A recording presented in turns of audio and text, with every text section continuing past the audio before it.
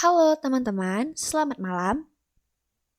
Kami dari kelompok 3 yang beranggotakan saya sendiri Zia Nashwa dan rekan saya Agustia Febriana, Rozatul Jannah, Bang Saiful Amin, dan Aswari.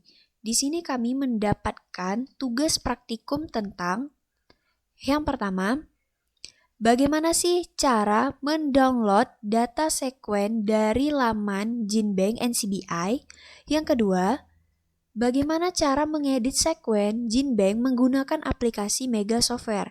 Yang ketiga, melakukan identifikasi melalui menu BLAST. Yang keempat, bagaimana cara menganalisis jarak genetik dan filogenetik menggunakan aplikasi Mega Software? Langkah awal, kita buka aplikasi Chrome atau Google. Nah, di kolom URL itu kita klik GenBank NCBI karena kita kan ingin mendownload data sekuen. Nah, ini ada beberapa pilihan. Kita pilih GenBank Overview yang paling atas.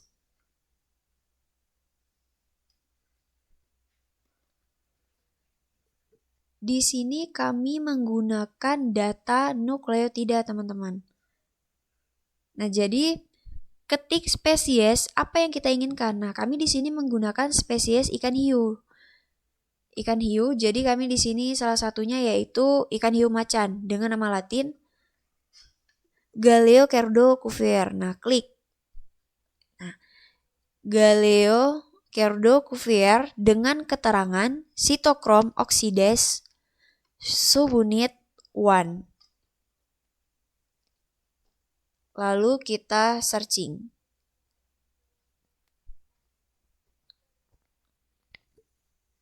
Nah, jadi di sini saya ingin memakai 4 sequence dari Galeo cuvier. Mendownload 4 data sekuen. Nah, teman-teman, di sini saya ingin mengajarkan bagaimana cara mendownload data sequence di laman GenBank NCBI. Nah, jadi teman-teman, di sini tuh ada send to.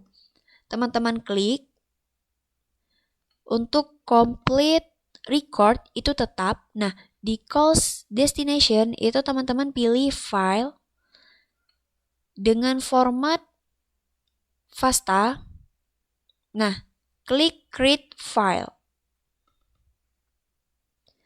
Data sequence itu sudah terdownload, teman-teman. Nah, langkah selanjutnya, open aplikasi Mega. Kita masuk ke dalam aplikasi Mega.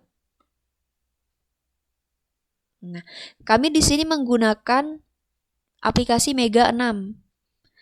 Jadi di sini ada di menu bar itu ada align. Nah, teman-teman klik, pilih edit, create a new alignment. Klik OK. Nah, teman-teman, karena file yang akan dianalisis itu dalam bentuk DNA, jadi kita memilih DNA bukan protein. Klik pada DNA, keluarlah jendela export. Nah, klik pada menu edit, insert sequence from file.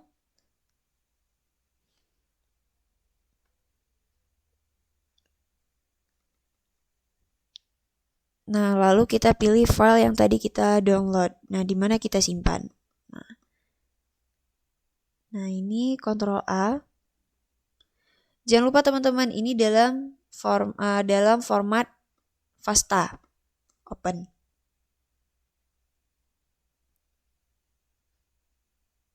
Nah, barulah data sudah masuk dalam Mega Software. Ini kita kecilin dulu. Nah, ini sudah bisa teman-teman lihat ya. Nah, jadi teman-teman, ini data sekuennya ini belum sejajar. Nah, bisa dilihat ini belum sejajar. Masih berantakan. Nah, untuk mensejajarkan data sequence, teman-teman harus klik salah satunya, klik. Nah, Ctrl A.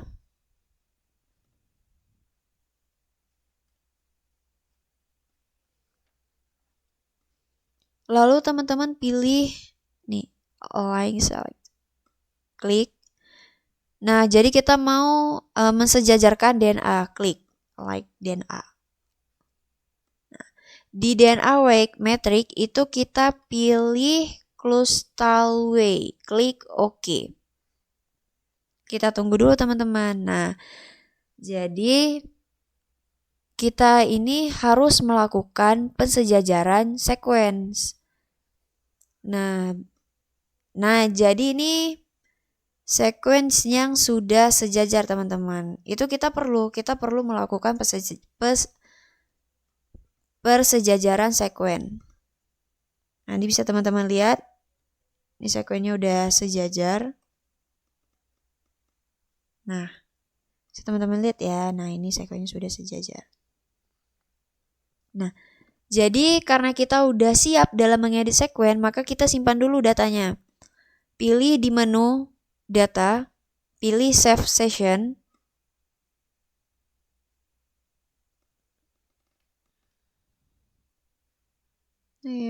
Nah, ini formatnya jangan lupa dalam bentuk mas. Save. Kan kita udah menyimpan dalam bentuk format mas. Nah, sekarang kita harus menyimpan dalam bentuk FASTA. Pilih pada data, klik pada data. Pilih, ini ada beberapa pilihan, pilih pada export. Nah, FASTA format. Klik. Dalam FASTA format saya letakin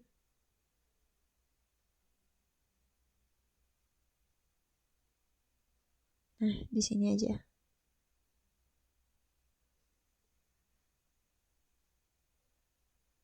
Nah, jadi kita teman-teman, kita udah siap mencari nukleotida di GenBank. Kita juga udah download data nukleotida di GenBank. Nah, langkah selanjutnya itu adalah proses identifikasi melalui menu BLAST. Nah, teman-teman, jadi BLAST itu singkatan dari Basic Local Alignment Source Tool. Nah, ini singkatan dari BLAST. Nah, kenapa kita perlu melakukan BLAST, teman-teman? Karena BLAST ini kan untuk mencari sequence dari database yang mirip dengan sequence yang kita miliki. Nah, jadi saat kita ingin melakukan isolasi gen, kita pastikan bertanya kan, ini sebenarnya apa benar ini gen A? Apa bukan? Nah, jadi kan kita kan ada melakukan konfirmasi itu. Nah, makanya lah kita perlu melakukan BLAST untuk menjawab dari pertanyaan kita tadi. Nah, kalau misalkan kita udah melakukan BLAST, berarti kita udah percaya nih, oh berarti ini gen A, benar. Nah, makanya perlu melakukan BLAST. Nah, untuk melakukan BLAST, teman-teman klik salah satunya aja. Nah, klik. Nah, di sini teman-teman klik BLAST. Nah, teman-teman tunggu ya. Nah, berarti ini nggak bisa ya teman-teman, ini error. Nah, jangan panik. Kalau misalkan ini error, kita masuk ke aplikasi Chrome atau Google. Nah, klik di kolom URL itu BLAST nih.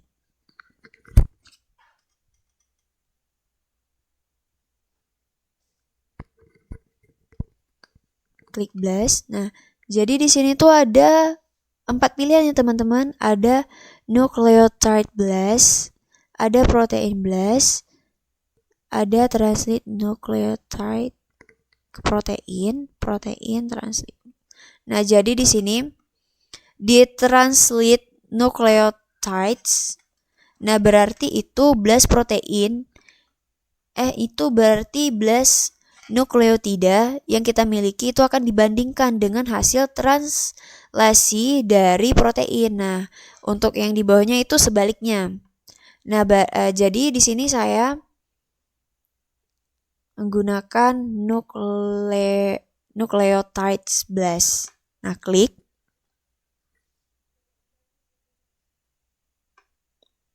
Nah, jadi tadi saya lupa copy salah satunya.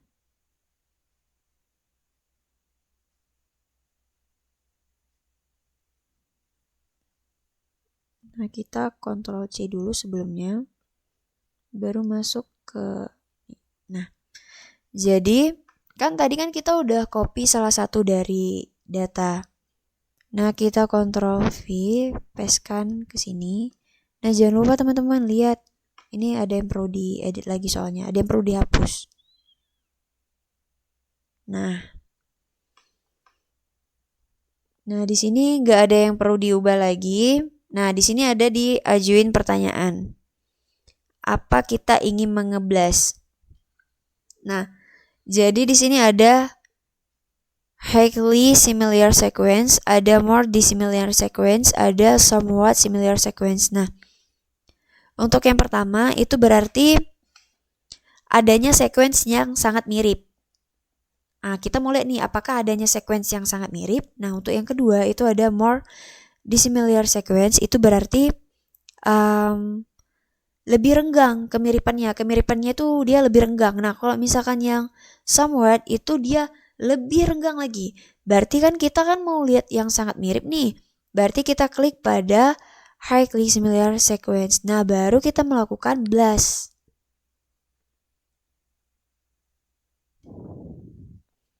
Nah, jadi ini kita tunggu dulu prosesnya teman-teman. Kita tunggu dulu.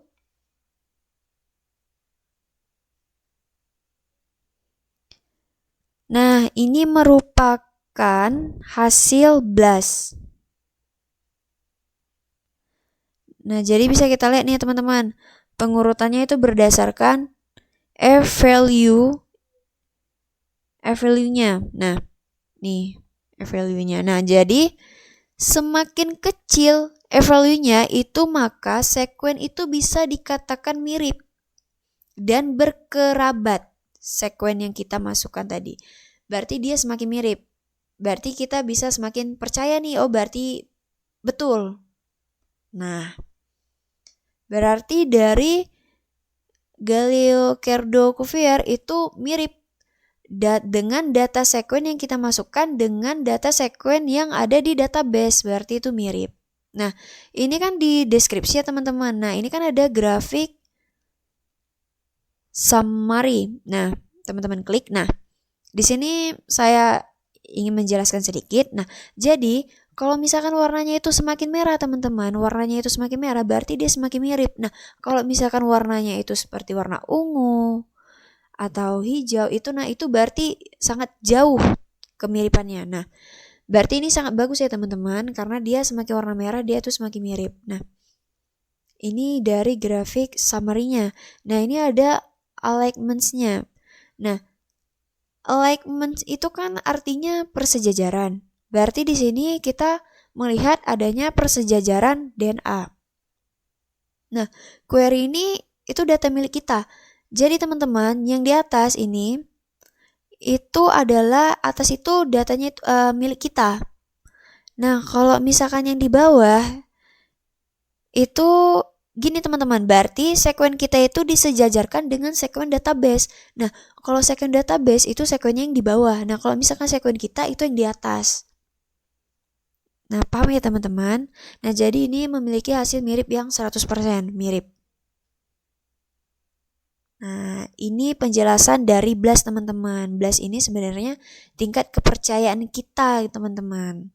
Makanya kita perlu melakukan BLAST. Nah, jadi untuk tahap selanjutnya itu adalah proses menganalisis jarak genetik dan filogenetik. Nah, kita masuk lagi ke aplikasi Mega. Nah, di sini kita perlu save dulu ya teman-teman, save dulu terlebih dahulu. Kita buka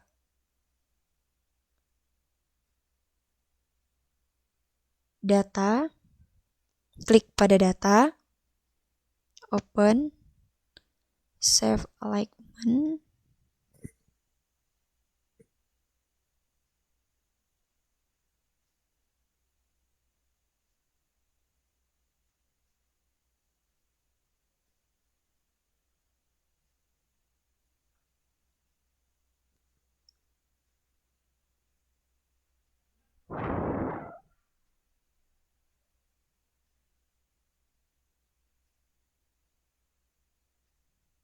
Nah, ini kita simpan dalam bentuk format MAS. Jangan lupa ya teman-teman. Nah, klik open. Nah, ini dia teman-teman.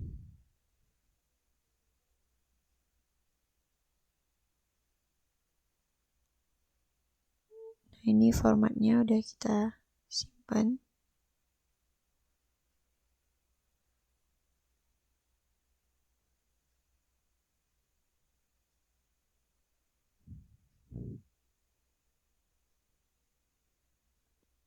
Kita klik ini, baru kita klik data,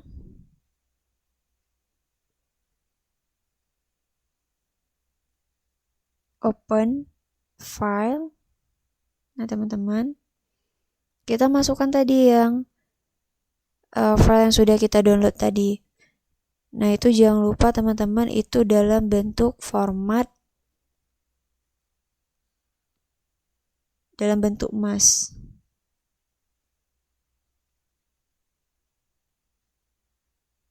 Nah ini ya teman-teman, MAS file. Ini open, lalu klik analyze. Nah ini kita tunggu dulu teman-teman.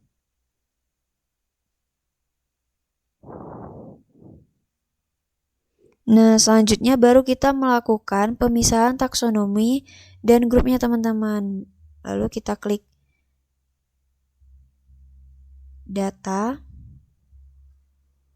ini select taxa and group. Nah, jadi kita melakukan pemisahan terlebih dahulu. Ini untuk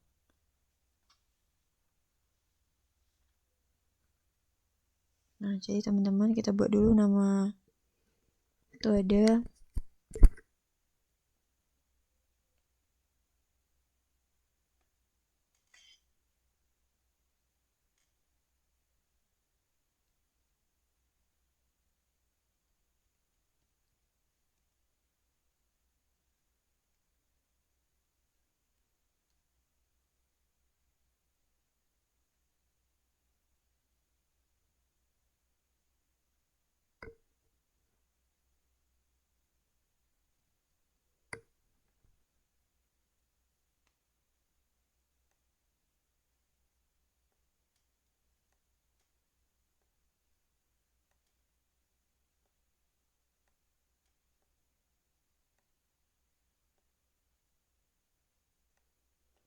Nah, jadi ini kita melakukan pemisahan terlebih dahulu ya teman-teman.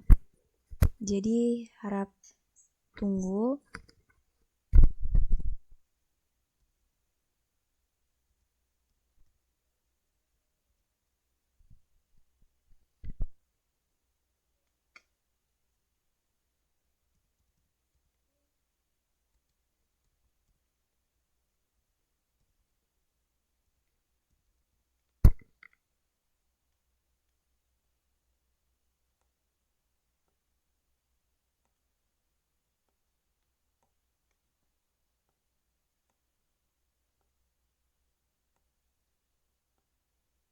Nah, ini kita melakukan pemisahan antara grup dan taksonominya.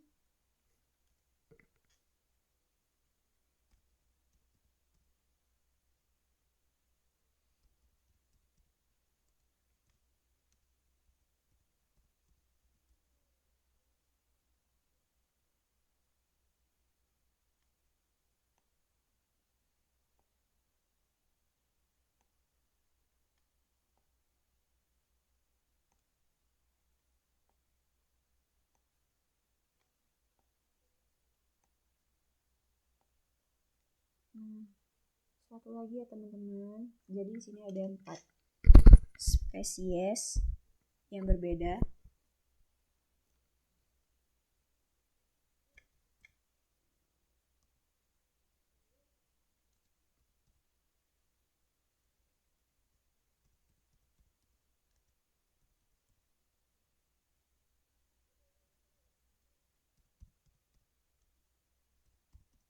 Limbatus. Kita masukin.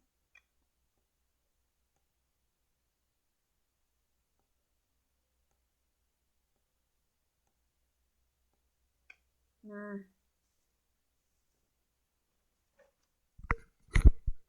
ini adalah proses pemisahan. Baru kita klik close.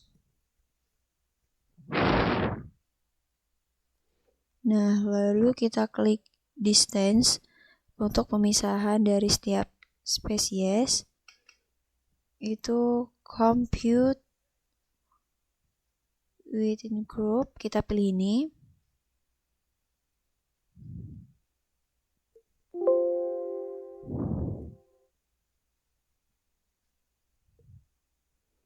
Nah, teman-teman, di sini jadi kita dapat ya teman-teman untuk variance estimation-nya itu menggunakan bootstrap, metode bootstrap. Nah, dengan 100 kali pengulangan. Ini pas compute, klik compute.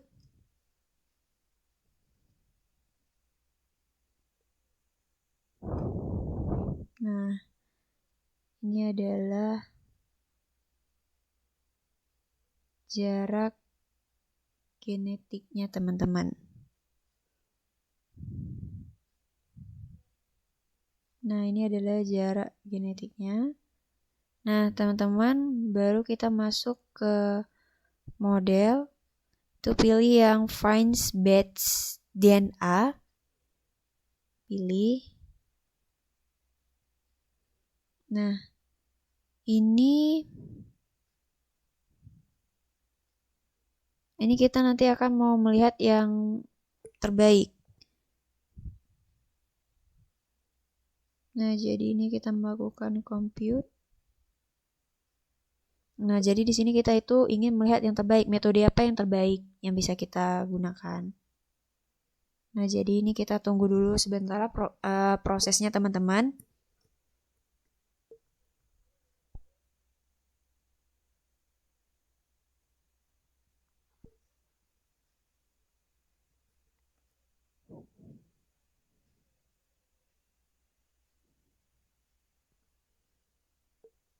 Nah, jadi ini membutuhkan waktu ya teman-teman.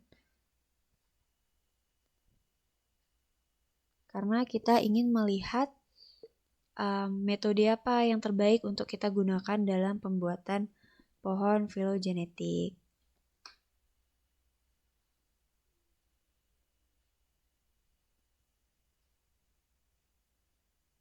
Nah, karena kan ini kan menggunakan software, jadi kita mau nih melihat metode apa sih yang baik yang kita gunakan gitu. Nah, jadi ini mungkin karena jaringan ya teman-teman, makanya agak sedikit lama.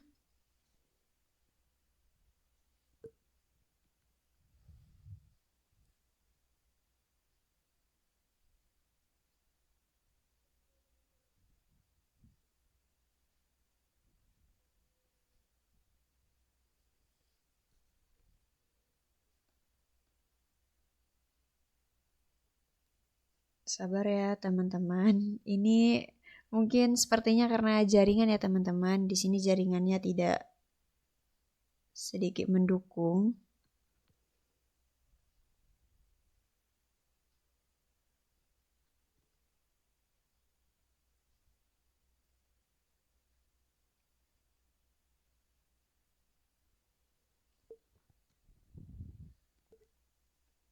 Nah, berarti teman-teman udah bisa ingat ya.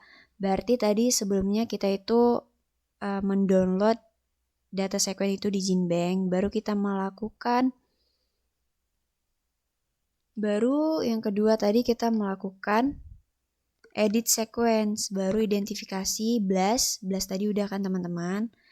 Nah, ini kita udah siap juga tadi menganalisis sejarah genetik. Nah, habis ini kita akan melakukan rekonstruksi pohon filogenetik. Nah, jadi di sini yang bagus menggunakan metode HKI teman-teman. Hasegawa, Kishino, Yano. Nah, ini metodenya. Nah, teman-teman kita masuk ke dalam filogeni. Nah, di sini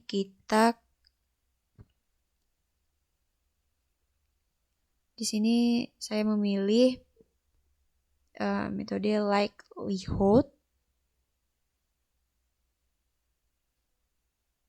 Nah,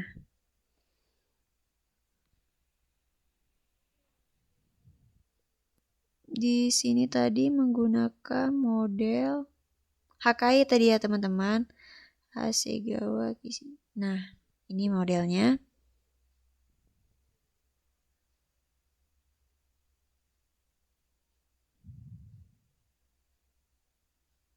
Bootstrap dengan 100 kali pengulangan.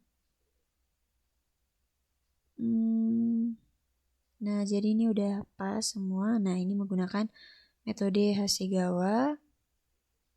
Nah, baru kita compute.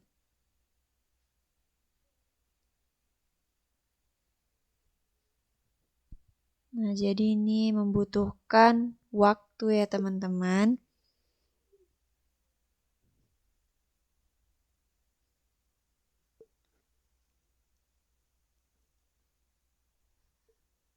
Nah, jadi teman-teman kalau misalkan kalau misalkan kita ingin menggunakan software Mega, itu harus di tempat jaringan yang bagus ya. Karena seperti inilah, karena bakal terkendala menunggu loadingnya. Nah, ini adalah bagian akhir dari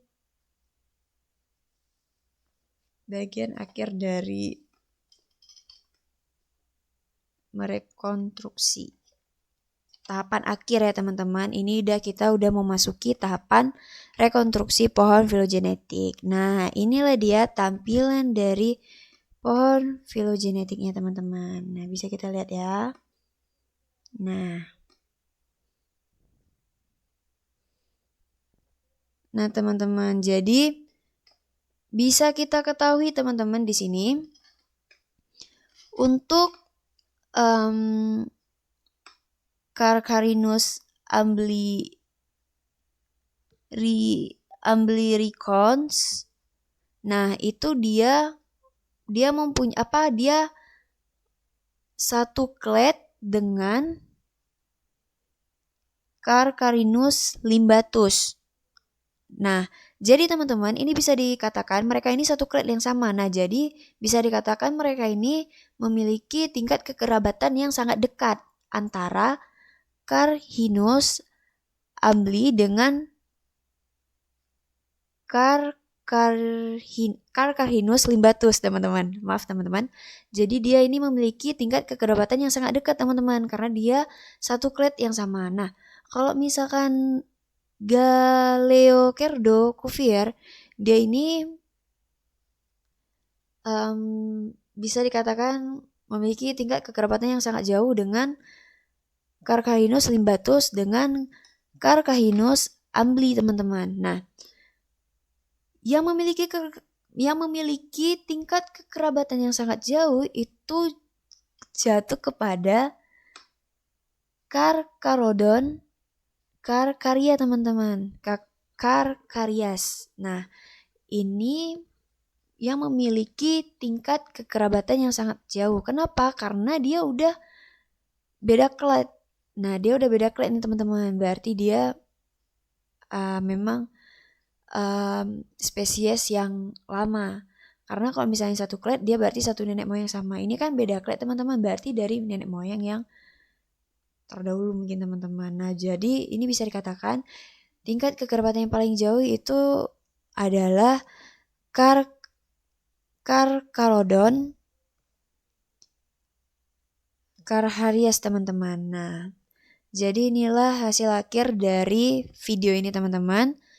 Maaf jika dalam pengucapan saya terlalu terbelit, teman-teman. Saya minta maaf. Nah, semoga video ini bermanfaat, teman-teman. Nah, saya ucapkan terima kasih sudah menonton.